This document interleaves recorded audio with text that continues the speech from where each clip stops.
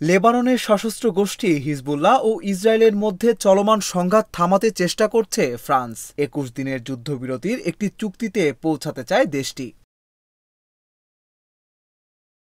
স্থানীয় সময় বুধবার ফরাসি পররাষ্ট্রমন্ত্রী জিন নোয়েল ব্যারট জাতিসংঘের নিরাপত্তা পরিষদের বৈঠকের পর সাংবাদিকদের এ তথ্য জানান।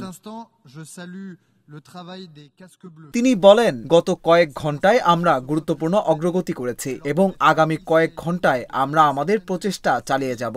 একটি কূটনৈতিক সমাধান সত্যিই সম্ভব।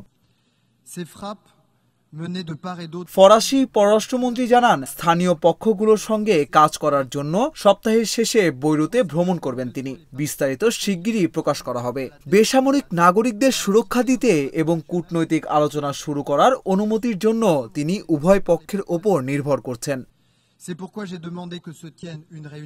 একাধিক সূত্র সিএনএনকে বলেছে, আমেরিকান কর্মকর্তারা ফ্রান্স এবং অন্যান্য দেশের প্রতিপক্ষের সাথে একটি কূটনৈতিক চুক্তিতে পৌঁছানোর চেষ্টা করছেন।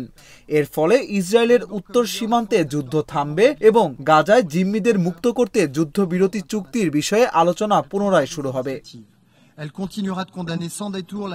কয়েকদিন ধরেই লেবাননের হিজবুল্লাহ গোষ্ঠী ও ইসরায়েলি বাহিনীর মধ্যে পাল্টাপাল্টি হামলা চলছিল। সম্প্রতি হিজবুল্লাহকে লক্ষ্য করে ইসরায়েলি বাহিনীর বিমান হামলায় ৫৫০র বেশি মানুষ নিহত হন। লেবাননের স্বাস্থ্য মন্ত্রণালয় বলছে, গত ২০ বছরের মধ্যে সবচেয়ে বড় হামলা এটি। হিজবুল্লাহকে লক্ষ্য করে ইসরায়েলি হামলা এখনো অব্যাহত রয়েছে। দেশটির দক্ষিণাঞ্চল ও পূর্বের কয়েকটি এলাকায় হামলার মধ্যেই রাজধানী বৈরুতে হিজবুল্লাহর শক্ত ঘাঁটিতে ইসরায়েলি বিমান হামলা শুরু হয়েছে।